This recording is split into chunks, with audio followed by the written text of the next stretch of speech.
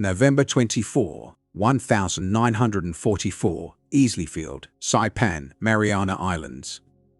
Lieutenant Colonel Robert K. Morgan moved the throttles forward on his B-29 Superfortress Dauntless Doty, preparing to lead a formation of 110 bombers from the 73rd Bombardment Wing toward Tokyo. The cockpit instruments told a story Japan's military command had yet to fully comprehend. Turbo-supercharger pressure readings climbed steadily, keeping the massive engines operating at sea-level performance even at altitudes where Japanese fighters struggled to function. On this mission, these advanced aircraft were set to demonstrate an aerial superiority that Japan had no practical answer for. Each of the B-29's R3350 engines was equipped with a pair of General Electric turbo-superchargers, a technological innovation that would prove more critical than any single weapon.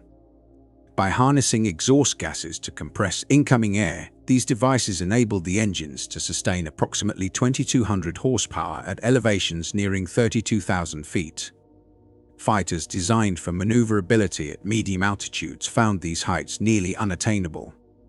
Without effective turbocharging, Japanese aircraft engines lost power drastically in the thin upper atmosphere. This sortie marked the first time B-29 seconds struck Tokyo from bases recently seized in the Mariana Islands, only about 1,500 miles from the Japanese capital.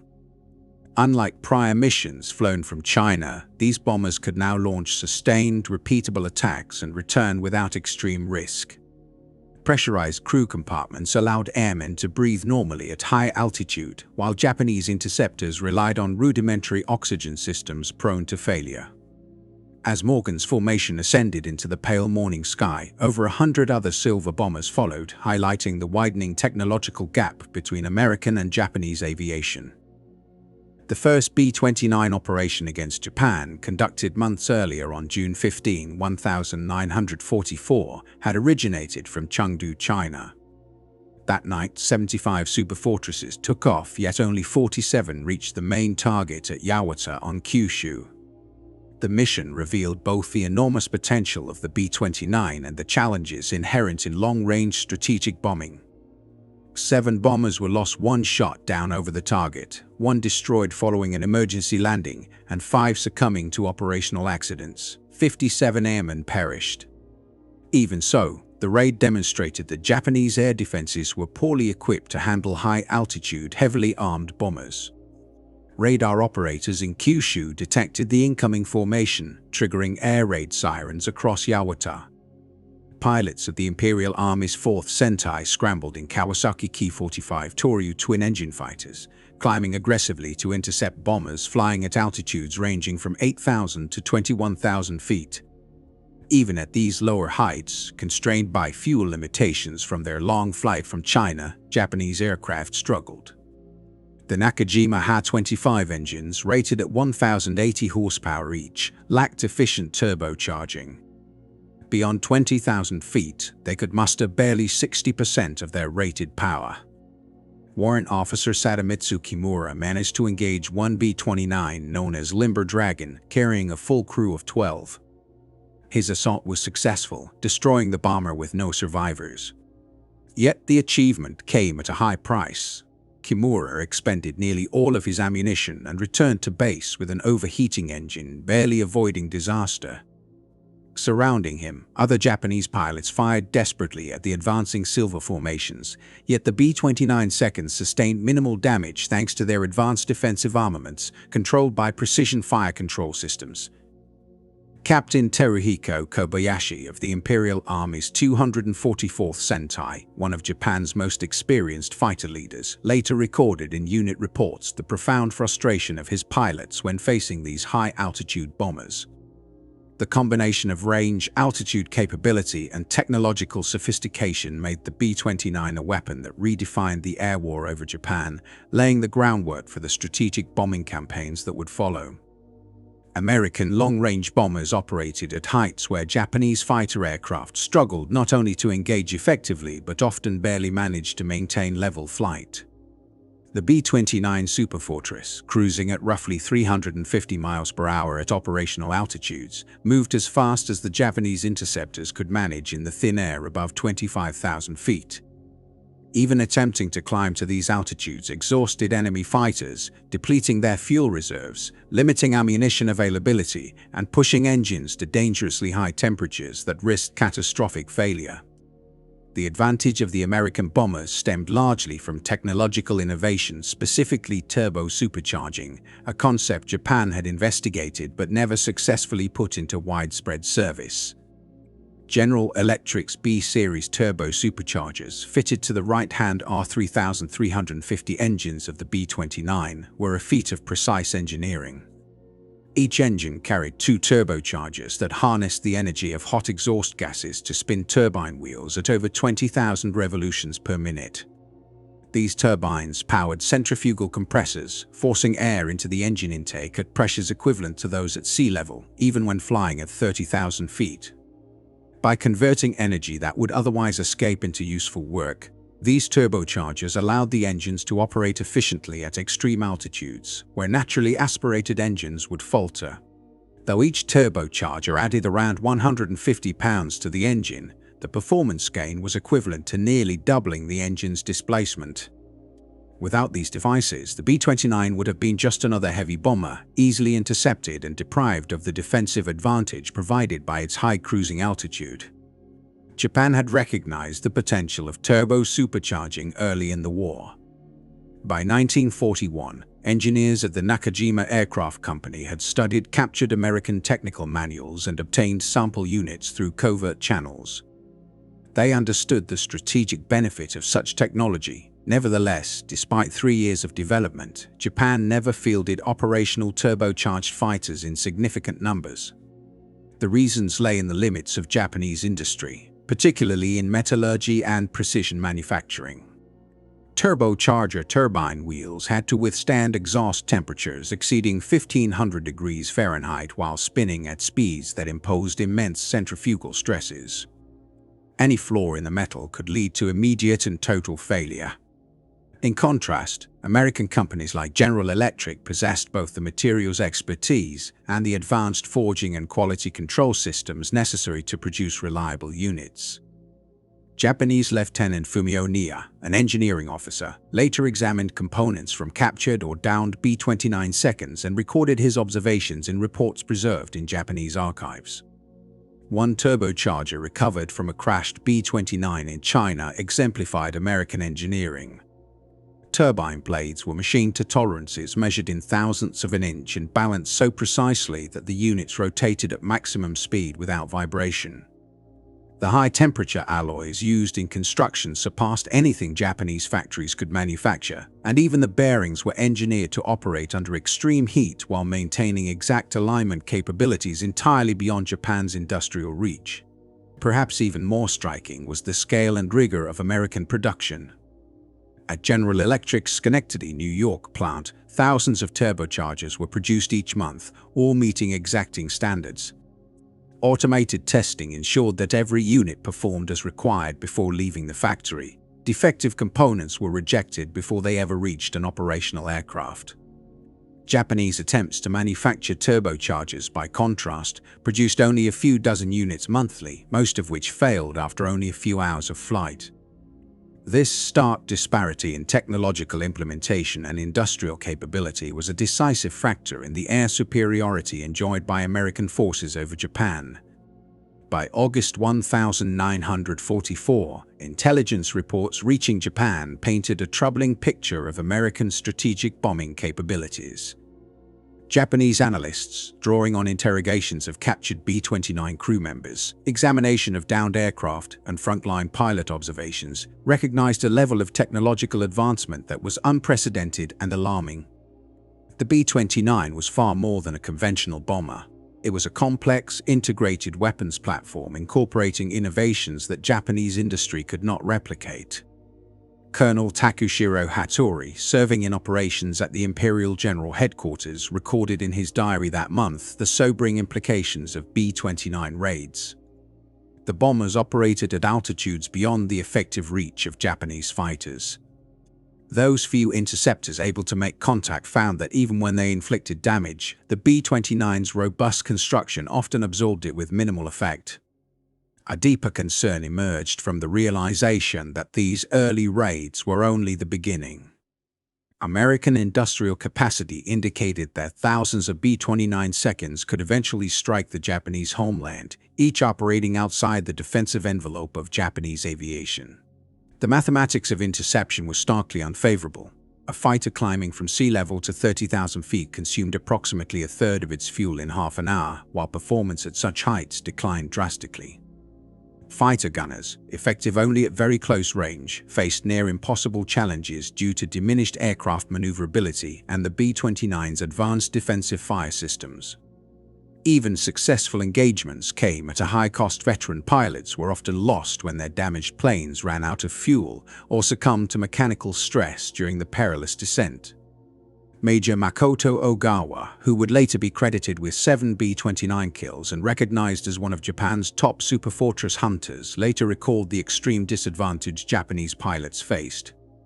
American crews benefited from pressurized cabins and heated compartments, whereas Japanese pilots endured temperatures dropping below 40 degrees C. Electrically heated flight suits were unreliable, leaving hands numb and oxygen deprivation common at high altitudes. Weapon systems were prone to freezing, ammunition belts jammed, and engines ran erratically, forcing pilots to constantly contend with the risk of flameouts. Japanese aircraft engineers worked urgently to develop interceptors capable of engaging B-29s at high altitude. The Nakajima Ki-87, designed as a dedicated B-29 hunter, used a turbo-supercharged Nakajima Hatwo 119 engine intended to deliver adequate performance above 30,000 feet. Its specifications on paper were promising: a service ceiling exceeding 40,000 feet, heavy armament of 30mm and 20mm cannons, and speed sufficient to overtake bomber formations.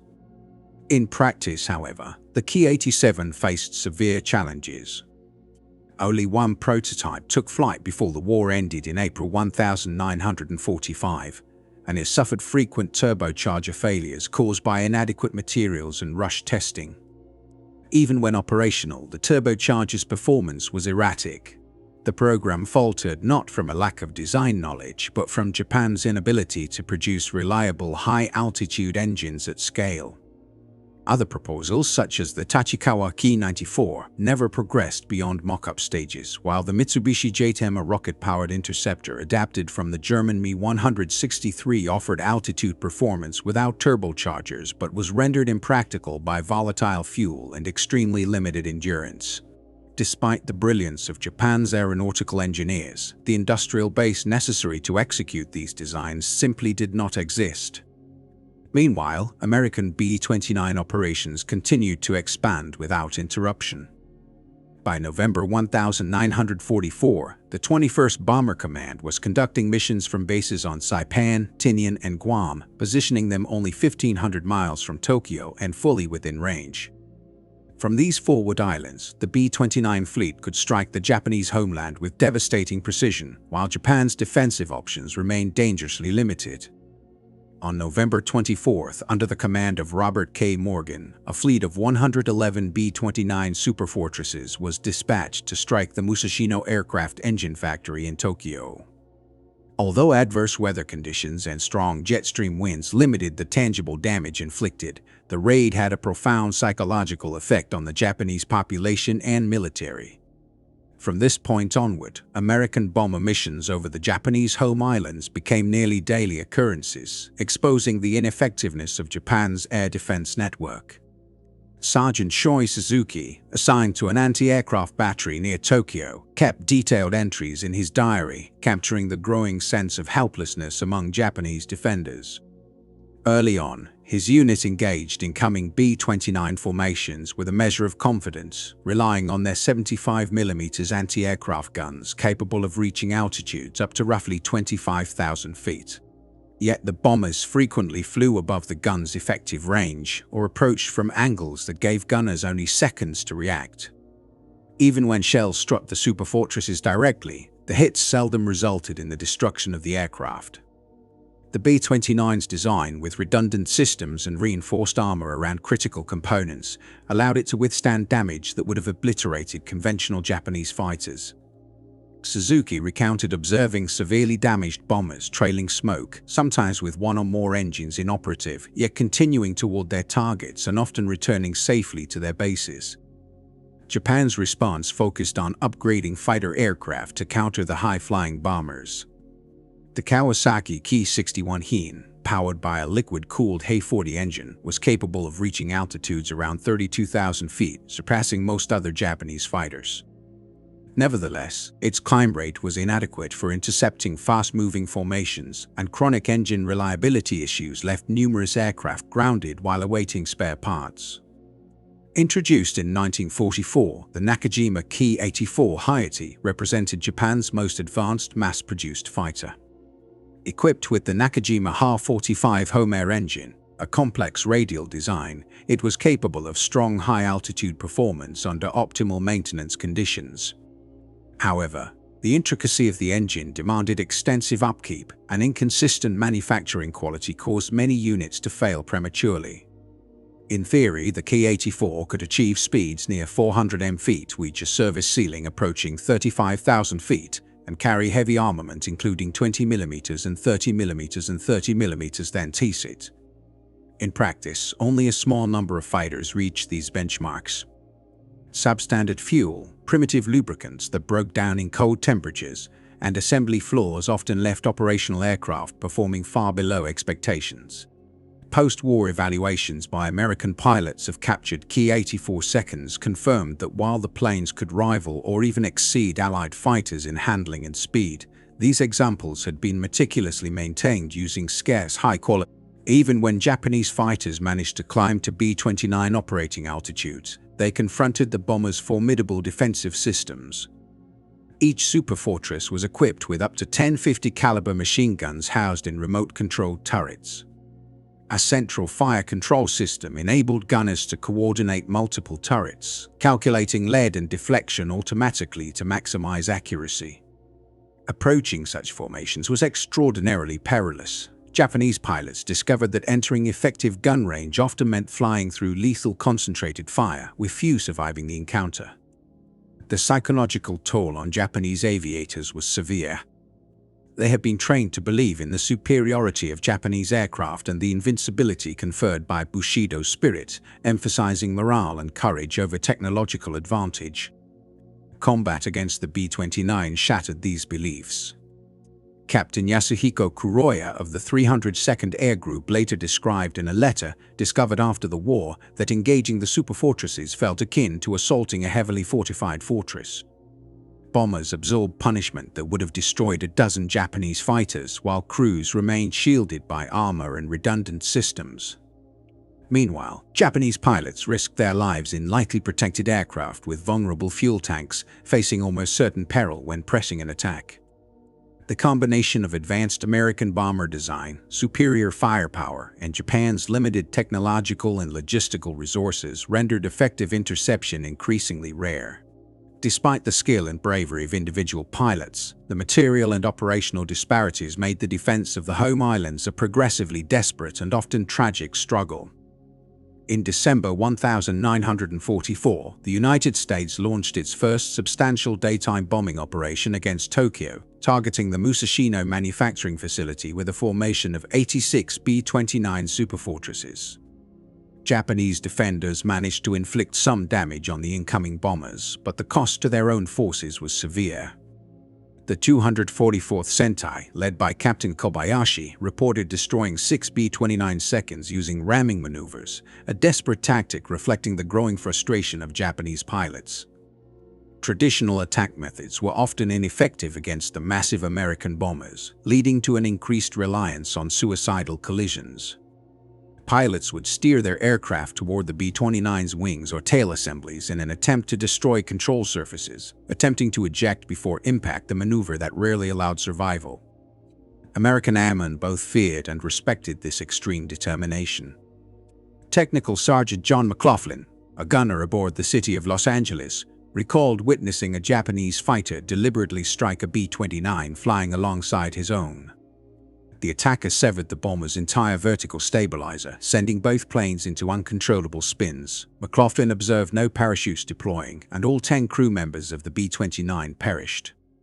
The Japanese pilot's identity remained unknown, one among countless aviators who sacrificed themselves in defense of a nation increasingly incapable of resisting the Allied air campaign. By early 1945, Japan's air defense capabilities were nearing collapse. Chronic fuel shortages grounded many aircraft, and the pool of seasoned pilots had been decimated. Replacement pilots were often barely trained teenagers, lacking the experience necessary to confront veteran B-29 crews. The arrival of American P-51 Mustang escorts, operating from captured bases such as Iwo Jima starting in March 1945, further reduced the effectiveness of Japanese interceptors.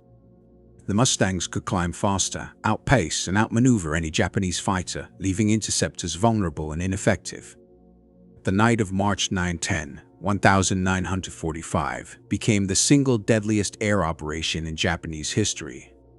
General Curtis LeMay, commanding the 21st Bomber Command, implemented a dramatic shift in strategy. Rather than conducting high-altitude precision bombing, he ordered 334 B-29 seconds to attack Tokyo under cover of darkness from approximately 7,000 feet, armed with incendiary devices designed to ignite widespread fires. This approach was controversial. Flying lower increased exposure to anti-aircraft fire. However,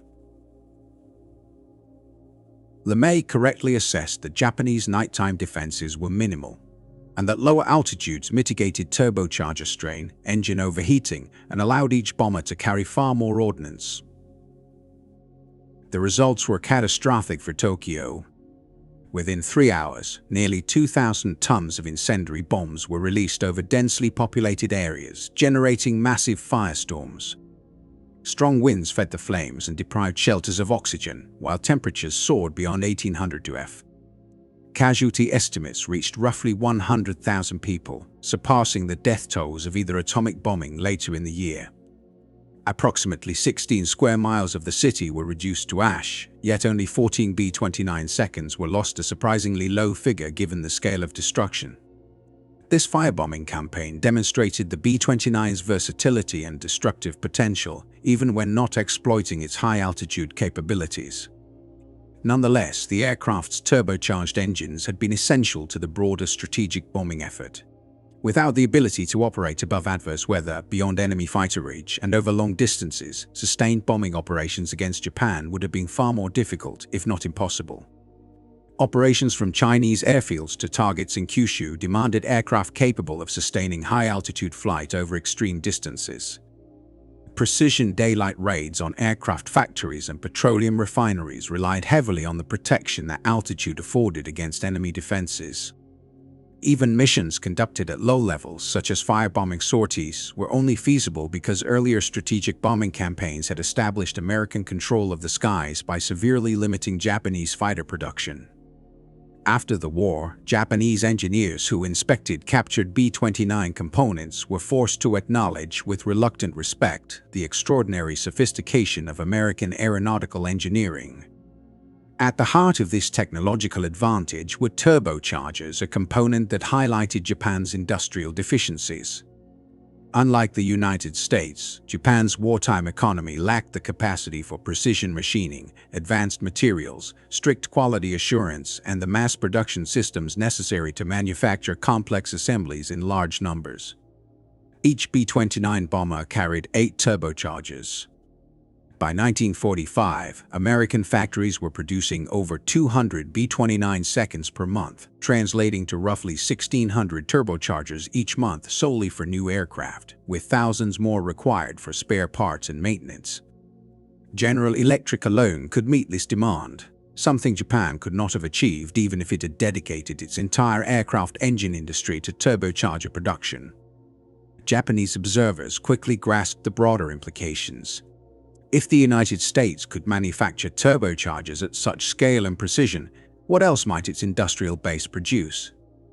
By the summer of 1945, the answer was starkly visible. Waves of B-29 seconds routinely overflew Japanese cities, escorted by P-51 fighters that eliminated Japanese interceptors almost effortlessly, supported by naval forces that enforced an unbreakable blockade, and ultimately culminating in atomic weapons deployed over Hiroshima and Nagasaki.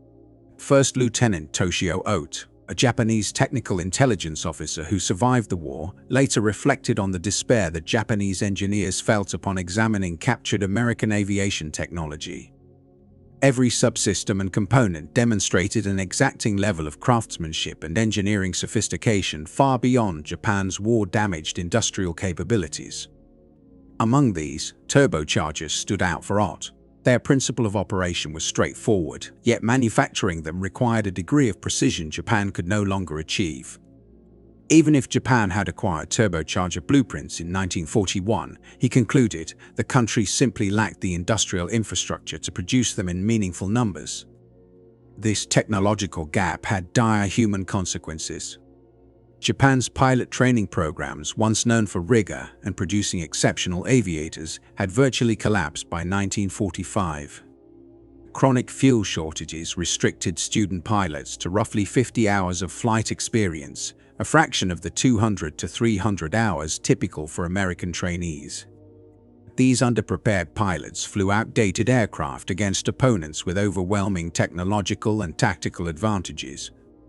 In a striking demonstration of this imbalance, a major engagement over the inland sea in July 1945 saw over 100 B-29 seconds attacked by Japanese fighters. American records indicate that at most 2 bombers suffered minor damage, while Japanese forces lost 23 aircraft, achieving almost no effect on their targets. By the end of the B-29 campaign, roughly 147,000 tons of bombs had been dropped on Japanese cities, obliterating 40% of urban industrial zones across 66 cities and causing an estimated 330,000 civilian deaths. Japan's industrial output, already declining, disintegrated entirely by summer 1945.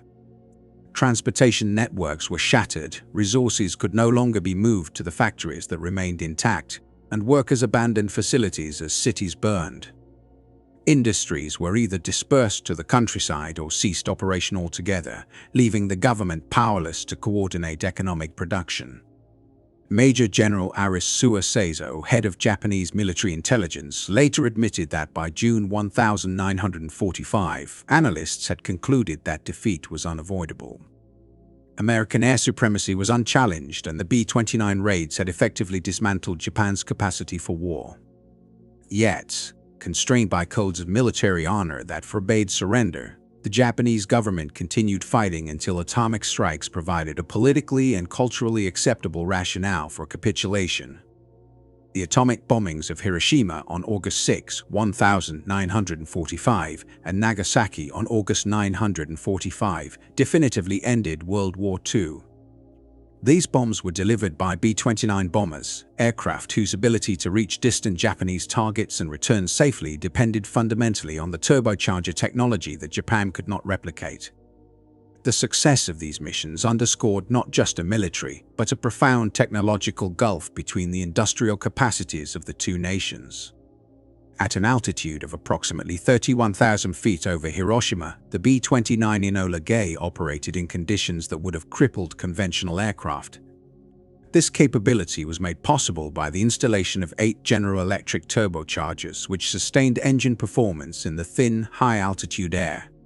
Even during the closing stages of World War II, when Japanese defensive measures were largely ineffective, the ability to fly at extreme altitude provided a layer of protection from the remaining anti-aircraft guns and allowed crews to maintain a relative safety margin from the effects of the atomic blast.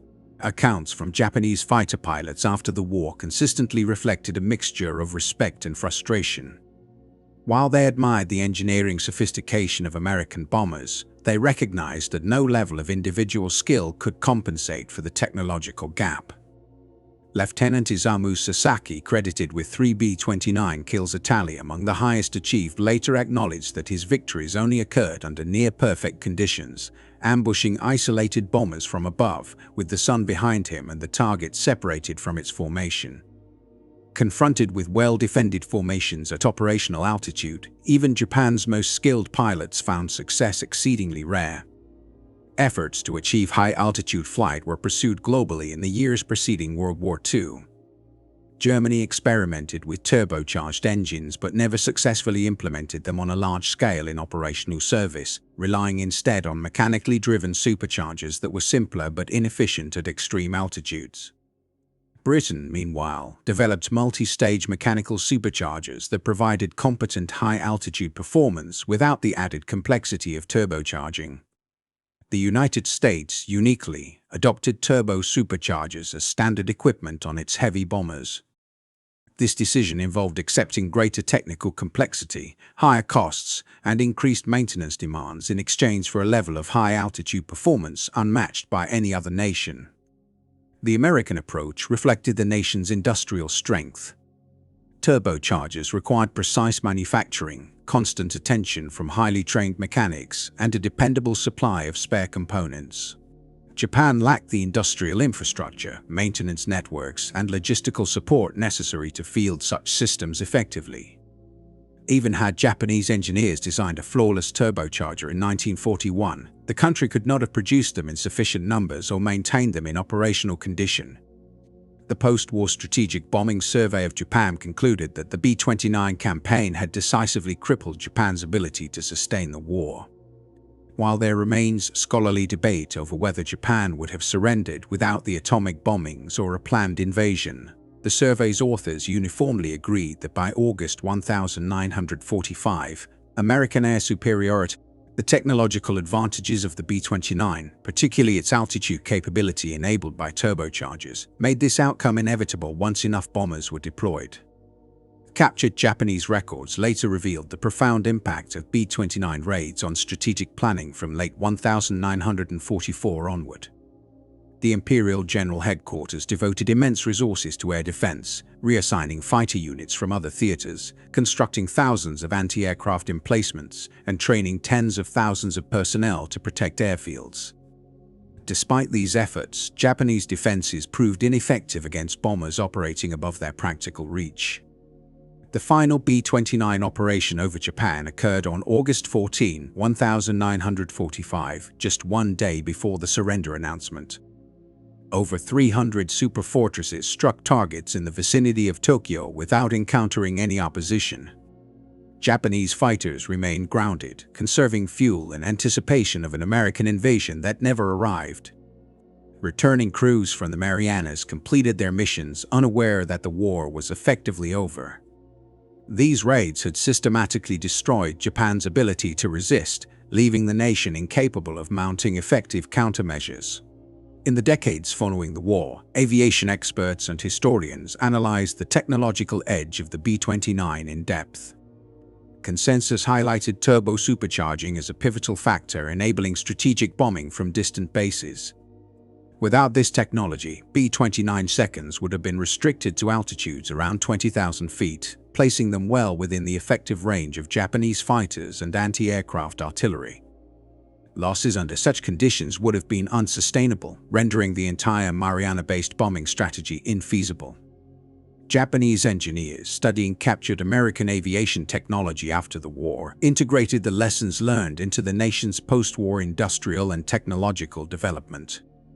The legacy of these insights shaped Japan's approach to aircraft design and high-precision manufacturing for decades, demonstrating the enduring influence of wartime innovation on peacetime progress. The meticulous approach to precision engineering, rigorous quality checks, and systematic production methods that defined American turbo-supercharger manufacturing became a foundational influence on Japan's post-war economic revival. Engineers who had once designed aircraft for the military transitioned into civilian sectors, carrying with them a deep, practical knowledge of advanced production techniques that would shape industries for decades. The Boeing B-29 Superfortress completed its final combat mission in 1954, near the end of the Korean War, by which time jet-powered bombers were beginning to replace piston-driven aircraft, and Yet, the technological and industrial legacy of the B-29 endured. The aircraft demonstrated that superior technology could compensate for fewer numbers, that large-scale industrial output could rival and often surpass individual bravery, and that air power alone could incapacitate a nation's war-making capability. Today, only a pair of B-29 seconds remain airworthy, preserved and maintained by dedicated organizations, offering future generations the chance to experience these historic machines in flight. When these bombers take to the skies at air shows, their right-hand R3350 engines unleash a signature resonant roar. Few spectators realize that embedded within these engines are turbo-superchargers, a technology that played a crucial role in ending World War II. Spinning at thousands of revolutions per minute as the aircraft ascends to high altitudes, these devices continue to perform the same critical function for which they were designed 80 years ago, compressing thin, stratospheric air to sustain engine performance. The experiences of Japanese forces confronting B-29 raids illustrate the decisive impact of industrial strength and technological innovation on modern warfare. Turbo-superchargers allowed these bombers to operate at altitudes around 30,000 feet, and the broader system supporting them, including mass production facilities, training programs for crews, and logistics networks, was equally vital. These elements collectively constituted the real backbone of America's strategic bombing campaigns. The B-29's engineering advantages alone did not ensure victory at the outset of the conflict. It was the full mobilization of American industry, the ramp-up to mass production, and the operational readiness of air bases like Marana that ultimately sealed Japan's fate. No amount of pilot expertise or heroic sacrifice could neutralize the material and technological edge represented by these silver bombers.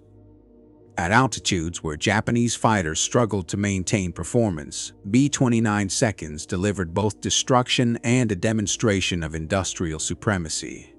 Cruising over Japan at 30,000 feet with turbochargers silently maintaining engine power in thin air, the aircraft carried more than ordnance. They carried evidence that the scale and organization of American manufacturing had become the decisive. Japan had been unprepared for this new reality. Once the sky was dominated by these high-flying bombers, operating beyond the reach of defensive fighters, resistance became futile. The combination of technological sophistication, industrial capacity, and logistical precision ensured that Japan could not alter the course of the air campaign, highlighting a shift in the nature of warfare. Mastery of machines and production now dictated the outcome of battle.